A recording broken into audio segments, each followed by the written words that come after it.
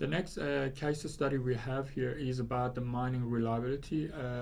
Mining ventilation fans are critical pieces of equipment used to supply adequate oxygen to the personnel, dilute and exhaust dangerous gases from the underground mine. VROC platform detected deviation on a ventilation fan, which started showing moderate and then severe degradation in the fan outlet pressure.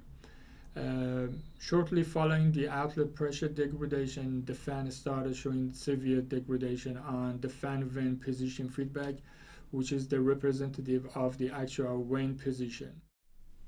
As we see here in the models, there is a severe discrepancy between the vane position demand and vane position feedback. So the client team found that the linkage between the actuator and the vane had rusted and was preventing the fan vane from being adjusted to the correct position